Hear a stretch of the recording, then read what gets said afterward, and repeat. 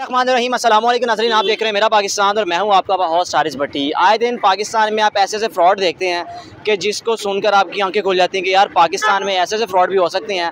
ऐसा एक फ्रॉड आज आपके सामने मैं रखूँगा कि जो ये कह सकते हैं कि 100 से 150 करोड़ रुपये का फ्रॉड है। वो फ्रॉड किसने किया है? एक बाप और दो बेटों ने मिल के पाकिस्तानियों को चूना लगाया, और चूना भी ऐसा लगाया कि जो 100 से 1.5 करोड़ का, 100 से 150 करोड़ का। मेरे साथ कुछ मुतासिरीन मौजूद हैं, किसी को 2 करोड़ का हुआ है, किसी को 3 करोड़ का हुआ है, किसी को 1 करोड़ का हुआ है, किसी को लाखों में हुआ है।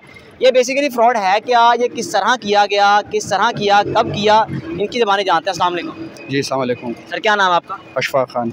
अशफाक साहब, ये भाई ये जो है 3 लोग हैं, बाप बेटा, असल में है कौन है ये बेसिकली अब कुछ मामला ऐसे कि मुंह पे नहीं आता कि एक सईद फैमिली के लोग भी इस तरह कर सकते हैं। शर्म आती है ना इस तरह करके। लोग एक लोग अपने आप को सईद कहते हैं, सईद कहते हैं, और फिर आगे से वो क्या करते हैं, ये इस तरह के फ्रॉड करते हैं लोगों की। इन्होंने कह सकते कि पूरे घर इन्होंने उजाड़ लिए। सर फ्रॉड किया क्या है, कुछ थोड़ा सा बताएं ताकि लोगों को शायद पता हो, जो देखने वाले शायद उनके साथ विचार के साथ हुआ, इन्होंने किया हो।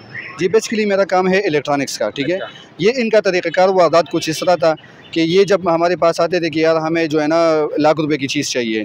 हम जब इसको लाख रुपए देते तो ये 50,000 रुपये उसी टाइम एडवांस दे देते, ठीक है। वही जो रिमेनिंग 50,000 थे वो कहते कि मैं आपको 1 महीने या 2 महीने में इसको रिटर्न करवा दूंगा। हम तो कारोबारी मामलात में होते, ये लेन देन ये सारा चलता है। इन्होंने तरीक़ाकार वारदात इस तरह था कि ये 50% हमें पैसे देते थे, 50% का टाइम देते थे, लेकिन जब टाइम आता था तो फिर इसकी बहाने शुरू हो जाते थे।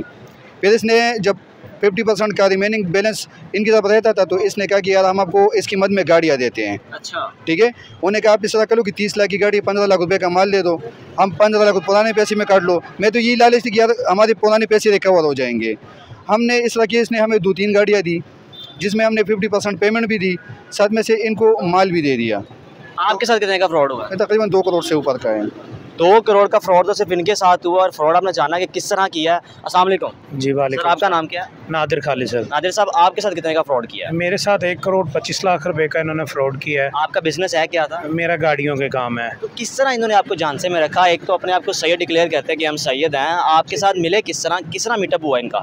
सर ये जोहर टाउन में ई ब्लॉक में ये मराज कार कंपनी थी, एक अच्छा शोरूम था, वहाँ पे मैं एज इन्वेस्टर था, काम करता था, और ये वहाँ पे उनके मिलने वाले थे। मैं तो उनको जानता भी नहीं था पहले।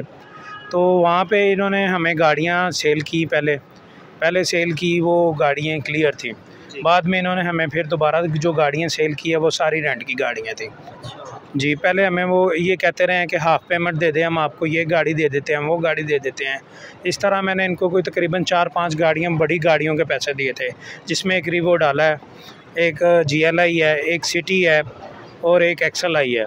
मैंने 4 गाड़ियों के तकरीबन इन्हें पैसे हाफ़ पेमेंट मैंने दे दी हुई थी। जब मैं इनको कहा कि मुझे अब गाड़ियाँ दें, इन्होंने मुझे गाड़ियाँ दे दी, और गाड़ियों के बाद इन्होंने हमसे टाइम लिया 15 दिनों का, कि 15 दिनों बाद हम आपको गाड़ियों के कागजात वगैरह कंप्लीट देंगे। और 15 दिन गुजरने के बाद हम इनसे कागजात की रिक्वायर्ड करते रहे कि हमें कागजात वगैरह दें, क्योंकि हमने तो गाड़ियाँ सेल करनी हैं, यहाँ ज़ाहिर है हमने अपने रोज़ी रोटी के लिए तो आपसे ली हैं। बिल्कुल सही। तो जैसे ही हमने उनको गाड़ियाँ मांगना शुरू कर दी तो उस दौरान ये टाल मटाल करना शुरू हो गए, और तकरीबन 2 से 3 माह गुजर गए इसी कशमकश में। और जब 2 से 3 माह गुजरने के बाद हमें पता चला, हमने गाड़ियाँ ब्लॉक कर दी, घर में लॉक कर दी या साइडों में खड़ी कर दी, ट्रैकर वगैरह रिमूव करवा दिए। फिर हमें पता चल गया कि ये गाड़ियाँ रेंट की हैं। फिर लोग हमारे पास आना शुरू हो गए। ज़ाहिर है फिर वो लोगों ने जिनकी रेंट की गाड़ियाँ थी उन्होंने FIR वगैरह करवाई हुई थी, वो तो अपनी अपनी गाड़ियाँ पकड़ के ले गए। वो ये हमारे साथ बेसिकली इन्होंने इस तरीके से फ्रॉड किया है। और उसके बाद हमें कहते रहे कि आओ जी हम आपको आपके पैसे क्लियर करते हैं। फिर हमें अशफाक खान के पास ले आए कि हम आपको इलेक्ट्रॉनिक का सामान देते हैं।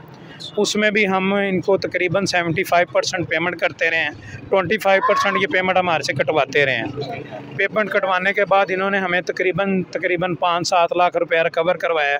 उसके बाद ये फिर जी गायब हो गए हैं टोटली। अब इनके वाले साहब जो पकड़े गए हुए हैं और ये लोग फ़रार हैं, और ये बेसिकली सारा ख़ानदान ही फराडियों का है। आप क्या समझते हैं कि असर रसूख वाले हैं, इनको सपोर्ट कौन कर रहा है? पाकिस्तान में किसी बंदे पे एक FIR हो तो वो 2-2, 4-4 साल, 10-10 साल जेल में रहता है। इन पर 31 FIR हो चुकी हुई हैं। सर इनके ऊपर 31 FIR नहीं है, ये गुजरात कुल्लेवान सईदा के हैं। अच्छा, ये बेसिकली वहाँ के बहुत स्ट्रॉन्ग हैं और इनका मेरा ख्याल एक अजीज़ MNA है, कोई उनका शायद नाम मुझे याद नहीं है। हाँ जी, सैयद फ़याज़ुल हसन शाह जो है ना, वो इनका अजीज़ है, रिश्तेदार है, वो ही इनकी पुश्तपनाही कर रहा है और जिसकी वजह से ये अब तक बचते आ रहे हैं। बिल्कुल। एक और मुतासर शहरी मेरे साथ मौजूद है, इनसे भी बात करेंगे कि सर आपको कितने का नुकसान हुआ है? मुझे जी इन्होंने 65 लाख रुपए का नुकसान किया है। आपका कारोबार क्या है? मेरा मोटर बाइक का काम है, होलसेल का, बंद रोड न्याजी अड्डे पे महर ट्रेडर्स के नाम से मेरा काम है। सही है। किस तरह आपसे रब्ता किया इन्होंने, इतना फ्रॉड इन्होंने कर कैसे लिया? समझ से बाहर है कि इतना उन्होंने घेर कैसे लिया इतने लोगों को? ये देखिए जी, जो फ्राडिया होता है, एक तो चीज़ है कि उसके माथे के ऊपर तो पेशानी के ऊपर लिखा नहीं होता कि ये फ्राडिया है, और एक ऊपर से अपने आप को सैयद कह रहे थे। उसमें इन्होंने ये तरीकाकार था कि ये 2013-12 में ये इधर आए हैं 80 फुट रोड मरगजार कॉलोनी में। पहले इन्होंने एक छोटी सी दुकान ली है, फिर उसके बाद इन्होंने 10 मरले का एक हॉल लिया है, फिर वक्त के साथ साथ इन्होंने 16 मरले का एक बड़ा लग्जरी सा इन लोगों ने शोरूम बनाया। जब वो शोरूम बनाते गए हैं तो उसके बाद इन्होंने जो है कुछ 6-7 महीने के अंदर अंदर जो इनकी 2013 से लेके अब तक की जो काविश थी, और ऊपर से ये सैयद घराने को अपने साथ मुंसलिक करते थे और झांसा भी इसी तरह ही देते कि इंसान जो है वो सोच भी नहीं सकता कि मेरे साथ कोई कारोबार ये बाइक का कर रहे हैं, तो मुझे इन्होंने 50 लाख रुपए की या 10 लाख रुपए की बाइक खरीदी है तो आधे पैसे दे दिए हैं, आधे पैसों का चेक दिया है।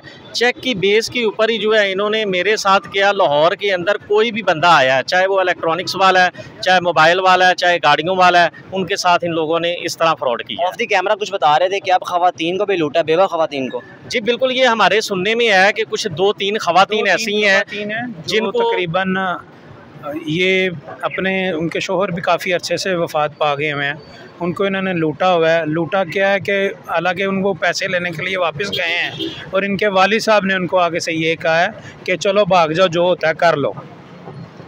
नाज़रीन, आपने मुतासिरीन की गुफ्तगू सुनी और ये वो अशख़ास हैं 3 कि जिन्होंने मिलके पाकिस्तानियों को तकरीबन 150 करोड़ का चूना लगाया और इस वक्त बदमाशी भी दिखा रहे हैं। और सवालिया निशान हमारे जो इदारों पर ये है कि किसी एक शख्स पर एक FIR हो जाए तो उसका ख़ानदान पूरा उठा लिया जाता है, लेकिन ये 3 लोग आज़ाद घूम रहे हैं। सिर्फ एक शख्स अभी गिरफ़्तार हुआ है, जो 2 इनके बेटे हैं वो भी आज़ाद घूम रहे हैं। वक़ार ट्रेडर के नाम से आप देख रहे हैं। हो सकता है देखने वाले से सुनने वाले जो अक्सर लोग हों वो भी इनकी गिरफ्त में आए हों, उन्होंने भी इनको चूना लगाया हो। तो इन सब का मुतालबा यही है कि इनको गिरफ़्तार किया जाए और इनका जो पैसे रिकवर किया जाए ताकि अपने घर के मामलात, अपने कारोबार के मामलात बेहतर कर सकें। देखते रहिए मेरा पाकिस्तान। अल्लाह हाफ़िज़।